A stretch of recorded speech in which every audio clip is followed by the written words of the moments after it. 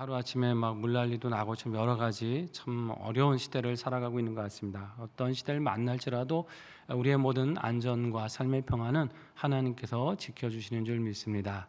늘 기도하고 주님을 신뢰함으로 삶의 모든 순간 주님의 형통케 하심을 누리시기를 주의 이름으로 축복합니다. 오늘 본문을 보니까 뭘 자꾸 많이 만듭니다. 그렇죠? 우리가 성전을 그때 다 짓고 그 안에 있는 여러 가지 이제 기구들 또 그런 부속 그런 부품들 이런 것들 이제 많이 이제 만들어가는 이제 그런 과정들이 있는데요. 자, 오늘 먼저 나오는 것은 이제 바다라고 하는 것이에요. 23절부터 나오죠. 이 바다를 부어서 만들었다. 이 부어서 만들었다라고 하는 것은 이제 놋으로 이렇게 주조하듯이 여러분이 주조하려 그러면 이렇게 찰진 흙 같은 데로 거푸집을 만들어서 거기에 이렇게 금속을 녹인 거를 이제 붓지 않습니까? 그리고 나서 그게 식으면 어떻게 돼요? 이제 그 거푸집을 떼내면 이렇게 그 모양대로 그릇이라든가 여러 가지 기구들이 만들어지는 거 아닙니까? 이제 그렇게 이제 주조해서 만드는데 23절부터 이제 26절까지 나오는 기구가 이제 바다라고 하는 것입니다. 자, 그런데 놋으로 만들었어요. 이제 놋으로 만들었고 여기 보니까 그 길이가 이제 직경 지름이 10규빗 한 4.5m 정도 되고요. 또 높이가 5규빗 2.25m 정도 되는 둥근 커다란 이 그릇 같은 그런 이제 바다를 만들었다 하는 겁니다. 여러분 여기에는 뭘 담아두려고 하는 거겠습니까? 물을 담는 것이죠. 큰 그릇이니까 물을 담습니다. 모세의 그 성막 출애굽기에 보면 이제 하나님이 모세에게 성막을 짓도록 하시잖아요. 그리고 그 제사장들이 이렇게 손을 씻고 정결하게 하기 위해서 물두멍이라고 하는 것을 만듭니다. 그리고 제사하기 전에 어떻게 해요? 그 물두멍에 자신들의 이제 손을 씻고 때로는 이제 몸을 씻으면서 깨끗하게 이제 정결한 모습으로 하나님 앞에 제사에 임하는 것이죠. 자, 그 물두멍의 그 역할을 하는 게 바로 지금 이 놋으로 만든 바다입니다. 자, 이 규모가 그 당시 물두멍보다는 훨씬 커요. 비교할 수 없을 정도로 훨씬 큽니다. 그러니까 모세 때는 이게 좀 작은 규모였다면 이제는 뭐 하나님의 성전을 크게 지었으니까 거기에 걸맞는 크기로 아주 이 바다를 물두멍이라고 할 수 있는 이 바다 그릇을 아주 크게 만드는 것이에요. 자, 여기 보니까 이제 이 25절부터도 보시면 큰 그릇 바다를 만들고 밑에 뭘 만들어요? 소 12마리 형상을 만들어서 그걸 받쳐요. 세 마리는 북쪽, 세 마리는 서쪽. 서로 고개를 바깥으로 향하고 뒤는 꼬리 부분은 서로 안쪽으로 들어가도록 해서 각각 13 해갖고 네 방향으로 해갖고 12마리의 소의 형상으로 그 바다를 받칩니다. 여러분 왜 소가 왜 12마리겠습니까? 이스라엘의 지파가 12지파니까 그것을 상징하는 것이에요. 자, 소라고 하는 게 이제 물론 당시에는 소를 우상으로 섬기는 민족도 있었지만 하나님 앞에 드려지는 가축, 제물 중에 가장 또 대표로 됐던 게 소 아닙니까? 하나님 앞에 순종과 희생을 상징하는 이 가축이 바로 이제 소였다고 하는 것이죠. 이것으로 이제 물두멍을 바치고 있습니다. 자, 여기 보면 또 26절 보세요. 두께는 한 손 너비만 굉장히 이제 두껍게 만들었고 거기에 가는 백합화 양식으로 잔가와 같이 만들고 그 바다는 2,000밭을 담을 정도의 크기더라 이런 얘기가 나옵니다. 1,000밭이라고 하는 것은 지금으로 환산하면요 3만 리터가 넘는 양입니다. 그럼 3만 리터면 물 3만 리터면 톤으로 하면 30톤 아닙니까? 그걸 넘을 정도로 이 물을 담을 수 있는 아주 큰 바다 그릇을 만들었다라고 하는 것이에요. 왜 이 그릇의 이름이 바다가 된지 아시겠죠? 바다처럼 많은 물을 담을 수 있다라고 해서 그렇게 바다라고 된 거예요. 자, 그런데 결과적으로 이제 이것은 이제 제사장과 레위인들이 제사를 드리기 전에 깨끗하게 정결례를 행할 때 쓰는 이제 그런 물인데요. 여러분 영적인 의미에서는 뭡니까? 우리의 모든 죄를 깨끗하게 씻어 주시는 우리 예수님의 은혜, 예수님의 보혈을 상징한다고 할 수 있습니다. 근데 우리 주님의 은혜도 어떤 겁니까? 바다와 같은 은혜 아닙니까? 주님의 보혈은 우리의 죄를 적당히 씻는 보혈이 아니라 온전히 깨끗하게 씻어 주시는 보혈인 줄 믿습니다.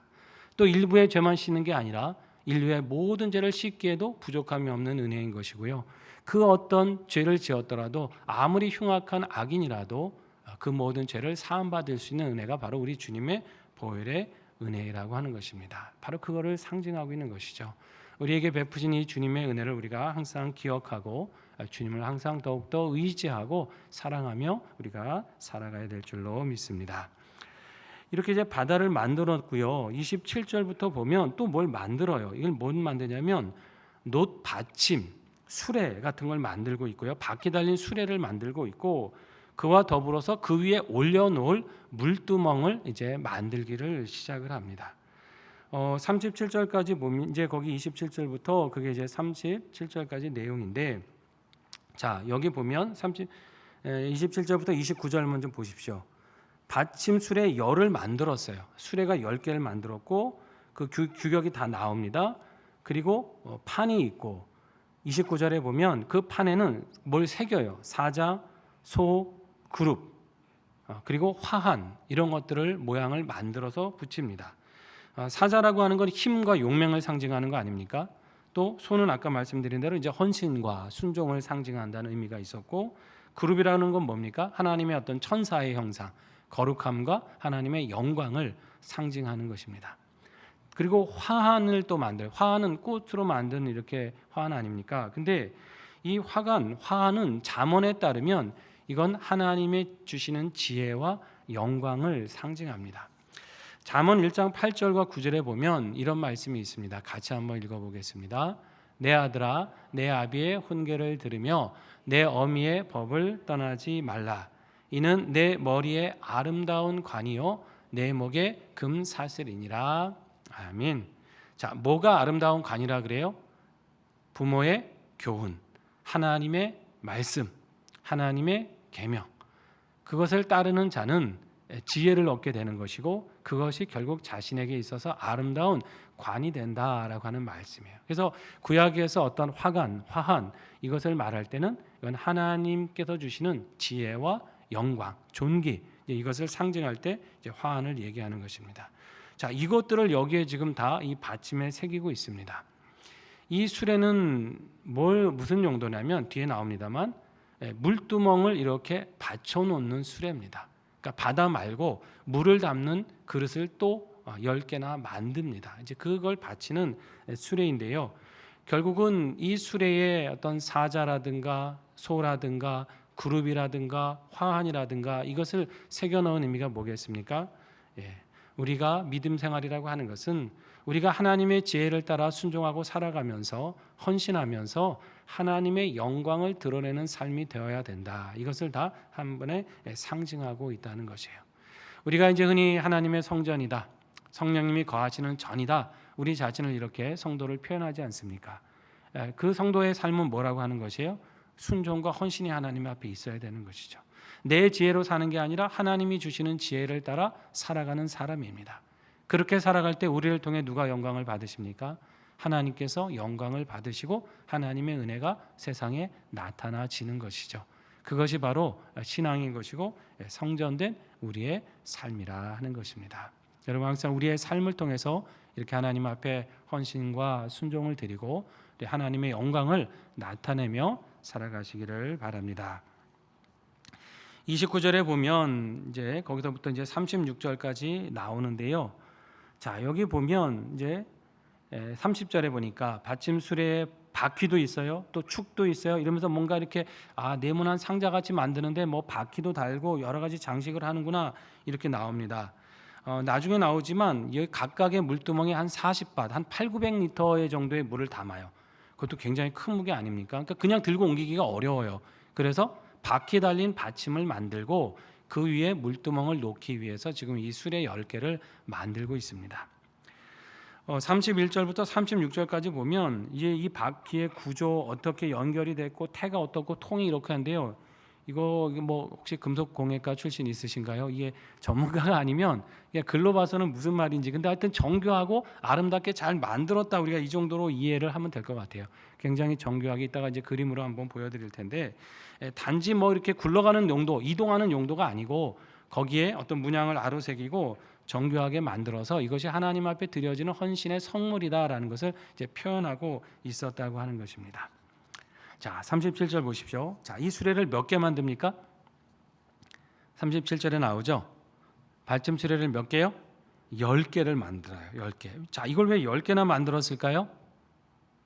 거기에 올려놓을 게 물두멍이 10개라는 의미죠. 자, 그게 38절에 나옵니다. 38절부터 보시면 물두멍 몇 개를 만듭니까? 10개를 노수로 만들어서 각각 40밭, 한 8,900리터 정도 담을 수 있는 또 물두멍을 거기에 올려놨습니다.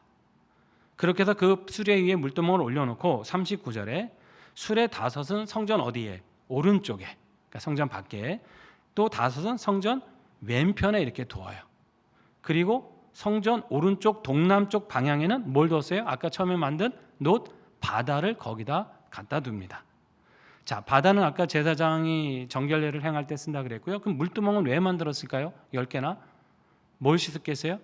자, 사람들이 제사하려고 양이나 이런 제물을 가져오잖아요. 그럼 그 제사 드리기 전에 어떻게 돼요? 제물을 깨끗하게 씻을 거 아닙니까? 그 씻는 용도로 만든 게 바로 이제 물두멍이에요.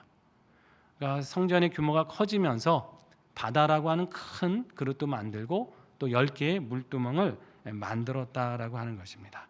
이 그림을 한번 보고 가시겠습니다. 자, 성전이 있죠. 저렇게 성전이 있고 앞에 기둥 2개가 있어요. 그죠? 기둥 하나 이름은 뭡니까? 야긴. 하나 이름은 보아스. 그렇게 해서 2 기둥을 세웠지 않습니까?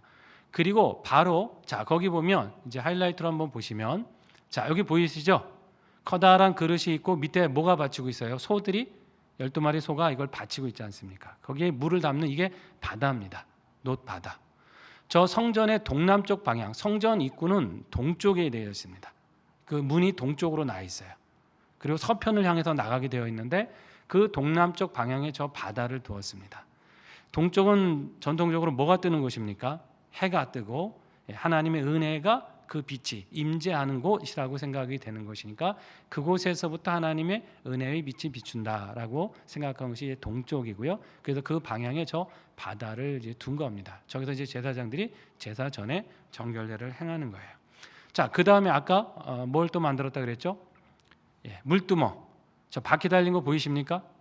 바퀴 달린 물두멍 10개를 두어서 이게 각각의 지금 그림에 다 나오진 않지만 다음 그림을 보시면 성전 왼편에 5개 맞죠? 성전 오른편에 5개 해서 각각 물두멍을 배치를 하는 거예요.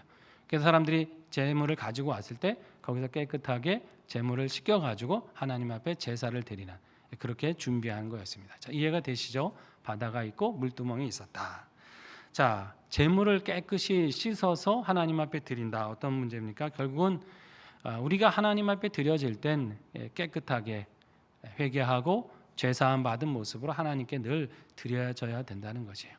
우리가 예배의 자리에 나온다든지 또 삶에서 우리가 말씀을 묵상하고 기도한다든지 할 때 우리를 하나님 앞에 드리고 하나님께 나오고자 할 때 가장 중요한 게 뭐겠습니까? 나 자신의 생각과 삶을 돌아보는 것입니다. 그리고 깨끗하게 주님 앞에 회개하고 돌이키고 그리고 우리 자신이 예배의 자리에 나와야 되고 봉사의 자리에 나오는 것이고 하나님을 섬기는 자리에 나와야 한다고 하는 것입니다. 그럼 무엇으로 우리를 깨끗하게 하겠습니까? 우리 하나님의 말씀으로 또 하나님 말씀 붙들고 기도함으로 우리의 심령과 삶이 깨끗해지는 줄 믿습니다. 늘 하나님 앞에 우리가 예배의 자리든 우리의 삶의 어느 순간이든 이렇게 깨끗해진 모습으로 우리 하나님께 늘 나오시는 삶을 살아가시기를 바랍니다. 자, 이렇게 만들었고요. 40절에 보면 또 이제 성전 기구들을 또 만들기 시작합니다.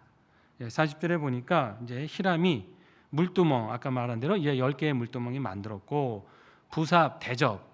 부삽은 뭡니까? 이 재가 다 재물이 타고 나면 재가 있을 거 아닙니까? 이제 재를 떠야 될 거 아니에요. 이제 그 부삽도 만들고 자, 대접.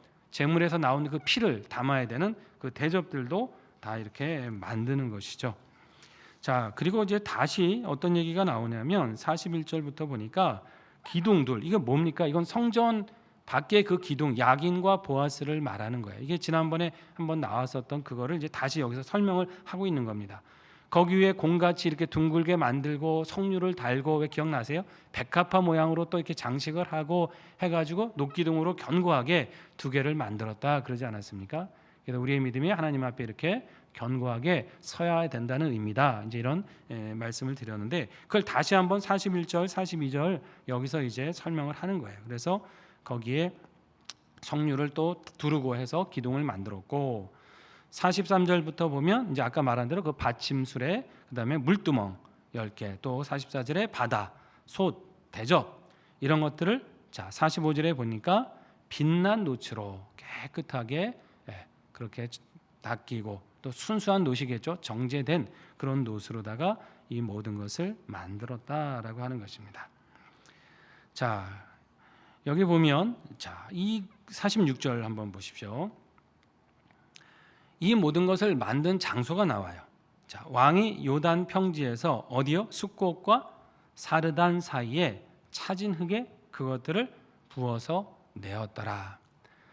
자, 아까 주조하려면 뭐가 있어야 된다 그래서요? 거푸집이 있어야 되는데 이 거푸집은 굉장히 흙이 찰지면서 단단해야 됩니다. 푸석푸석 해가지고는 다 녹아 들어가는 것이고요. 또 너무 물르면 모양이 틀어지지 않겠습니까?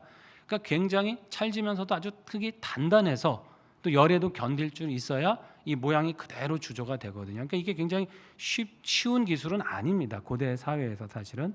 근데 이거를 이제 다 부어서 만들어요. 주조예요. 근데 그 지역이 나오는데 요단 평지 숫꽃과 사르단이라는 지도가 나옵니다. 한번 지도를 통해서 한번 보실게요. 자, 이렇게 있으면 그 다음 지도를 보면 여기 요르단 강이 있으면 그 위에 숫꽃과 사르단 보이십니까? 예. 거기에 보면 그 다음 지도를 동그라미로 보여주세요. 이렇게 딱 표시가 되는 부분이 나오는데 자, 여기 지역을 말하는 거예요. 이 숫꽃은 야복강가 있는 지역입니다. 사르단 역시 마찬가지인데 여기가 보면 요단 강물이 흐르고 이렇게 평지로 되어 있어요. 그러니까 아마 땅이 이렇게 그 진흙이 차진 흙이 많이 있었던 것 같아요. 이 사르단이라고 하는 곳은 어디냐면 여러분 왜 처음에 왜 이스라엘 백성이 여리고 점령하러 강을 건너잖아요. 그때 건넜을 때 물이 끊기죠. 강물이. 그래서 끊겨서 한쪽으로 이렇게 서고 한쪽이 흘러 내려가는 그 물이 끊겨 선 곳이 바로 이제 사르단이라고 하는 지역이에요. 거기서 여호수아서에 한번 나오는데 자, 이 지역이 이제 평지가 되고 물이 많다 보니까 그런 흙이 많았던 것 같습니다. 그래서 여기에서 그 차진 흙을 이제 사용해서 이 바다라든가 물두멍이라든가 이 기구들을 다 이렇게 노스를 녹여서 부어서 주조해서 만들었다라고 하는 것입니다. 자, 얼마나 노시 많은지 그 뭐 셀 수가 없을 정도로 많은 노시 이제 그곳에 들어갔다라고 하는 걸 말이죠. 47절에 보니까 아예 그 무게를 달 생각을 하지 않았어요. 너무 많으니까 그냥 뭐 달아볼 생각도 하지 않고 그냥 아낌없이 이 모든 걸 만드는 데 사용했다고 하는 것입니다. 자, 제가 이제 주조라는 얘기를 자꾸 했는데 사실 당시 기술로 생각하면 놋을 그냥 두드리고 가공해서 그렇게 해서 장식을 붙이고 해도 될 수 있었을 것 같은데 굳이 이렇게 다 녹여가지고 정교하게 만듭니다. 물론 녹여서 만들면 그 틀만 제대로 만들어내면 더 정교한 모양을 다 만들 수 있죠. 그 점에서도 더 뛰어난 제품이 나올 수 있겠지만은 여기에는 굉장히 중요한 의미가 하나 있다고 생각합니다. 지금 이 모든 게 하나님께 드려지는 성물이잖아요. 쉽게 말하면 이 성물을 만들면서 내 자신이 하나님 앞에 드려지는 헌신을 생각하는 거 아닙니까? 이걸 두드리고 만들고 녹이고 할 때 틀을 만들 때 결국 하나님 앞에 내 자신이 드려지는 것을 생각하면서 만드는 거죠. 자, 그럴 때는 어떻게 되는 거예요? 그 헌신은 결국은 우리의 자신이 하나님 앞에 다 내 자아가 죽고 녹아지고 다 부서져서 완전히 새롭게 된 모습으로 하나님께 드려야 된다는 것을 상징하는 거 아니겠습니까? 이게 저는 중요한 신앙적인 의미라고 생각을 해요. 우리의 성장이라는 게 뭐 조금 고치고 조금 두드린다고 해서 변할 게 아니잖아요. 우리는 정말 십자가에서 날마다 죽어야 된다고 하면서도 여전히 팔팔하게 살아있지 않습니까? 뭐 저도 항상 이게 고민인 사람인데요. 이게 우리가 죽어야 된다는 걸 알고 나 자신을 부해야 된다는 것도 알지만 정말 주님처럼 그렇게 살아가지 못하는 게 우리의 고민 아닙니까? 자, 그럼에도 불구하고 우리가 결과적으로는 하나님이 기뻐하시는 삶은 우리 자신이 이렇게 완전히 녹아져서 내 자아는 죽고 하나님이 빚으시는 새로운 모습으로 새로운 인격으로 그렇게 태어나야 된다는 것을 바로 이 성전의 기구들을 통해서 우리에게 보여주시는 게 아니겠는가 그런 생각을 하는 것입니다. 이 모든 것이 녹아지고 어떤 노시든지 다 녹아져서 그대로 하나님이 원하시는 모양이 되었듯이 여러분 우리도 우리 자아를 말씀 앞에 죽이고 십자가 아래 죽여가면서 하나님이 기뻐하시는 모습으로 빚어져 가시기를 바랍니다. 이게 여러분 신앙에서 우리 하나님께서 우리에게 기대하시는 것이고 우리가 계속해서 기도하고 고민하면서 하나님 앞에 이루어 가야 될 일인 줄 믿는 것입니다. 어렵겠죠. 쉽지만은 않을 겁니다. 그러나 그럼에도 우리는 항상 그것을 기억하고 그 말씀대로 살기에 힘써야 된다는 것이에요. 자, 이렇게 해서 이제 이 모든 기구들을 만들었고요. 48절부터 보면 또 이제 성전 안에 기구들을 또 만들어요. 금단, 진설병, 금상. 여러분 기억나시죠? 이 성전 안에 뭐가 들어가는지 기억나실 거예요. 그 다음에 49절에 보니까 이번에는 5개씩 정금으로 등잔대 이런 것들을 만듭니다. 성전에 딱 들어가면 한쪽에 뭐가 있다고 그랬습니까? 진설병, 떡상이 있다고 그랬잖아요. 여기는 떡을 매번 새로운 떡을 올려놓는 상이고 또 한쪽 편에는 등잔대, 불을 켜놓는 등잔대가 있었고 지성소 앞에 정면에는 향을 피우는 분향단이 있었다 그랬지 않습니까? 성소 안에 이 3가지가 있다 그랬잖아요. 자, 이걸 다 뭘 상징하는 거예요? 떡은 생명의 떡이 되시는 예수님을 상징하는 것이고 우리가 하나님의 말씀으로 산다는 걸 상징하는 거고요. 등잔대는 예수께서 우리의 빛이 되어 주신다라는 거. 그분 안에 나아갈 때만 우리가 빛에 거하게 된다는 걸 상징한다 그랬죠. 그리고 앞에 지성소 앞에 있었던 분향단, 그 향을 피우는 단은 뭐예요? 그 향이 뭐라고 했습니까?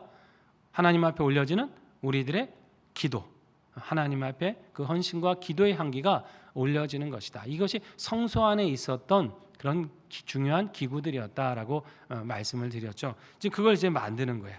성전 바깥에 있는 기구들은 이제 노수로 만들지만 역시 성전 안에 있는 기구들은 다 뭘로 만들어요? 정금으로 이제 만듭니다. 모든 걸 이제 정금으로 만들기 시작하지 않습니까? 그렇게 해서 이 안에 있는 것을 만들고 또 50절에 보니까 대접, 불집게, 뭐 숟가락, 불을 옮기는 그릇 이런 것들 또 지성소 문에 돌적이 성소 문에 이런 돌적이 같은 것도 다 금돌적이로다가 성전 안은 다 금으로다가 이렇게 다 꾸미고 마칩니다. 자, 그래가지고 여기 보니까 51절에 자 모든 일이 어떻게 됩니까? 이제 모든 일을 마치게 됩니다.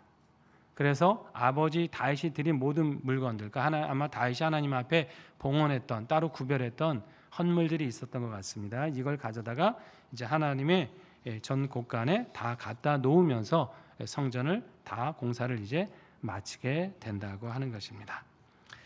자, 이렇게 해서 이제 하나님에 대한 성전이 마쳐졌어요. 여러분 한번 기억을 해보십시오.